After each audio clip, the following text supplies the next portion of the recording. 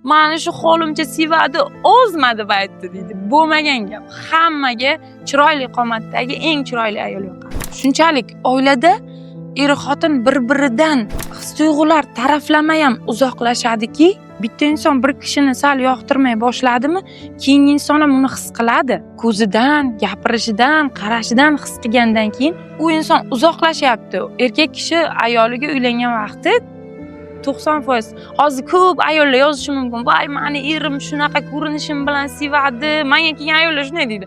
Meni shu holimcha sevadi, ozma deb aytdi deydi. Bo'lmagan gap. Hammaga chiroyli qomatdagi eng chiroyli ayol yoqadi. U yolg'on gap. Eringiz u sizni 1000 marta shu holingcha sevaman, dumboqligingcha sevaman, bo'lmagan gap. U aldamasin. Baribir sevmaydi. Rostdan-da keyin aytadi, men sezaman harakatlaridan deydi ayollarga gapirganda. Yo orqada yur, yo oldinda yur deydi. Ya'ni birga yurishga ham hattoki qo'l ushlashib qayerdir borish kerak-ku. Yo oldinda yur, yo orqada yur. Mana shu narsa juda ko'p mijozlarim aytishgan. Hattoki men bilan birga yurishga, ko'chaga aylanishga olib chiqqisi kelmay qolgan deydi.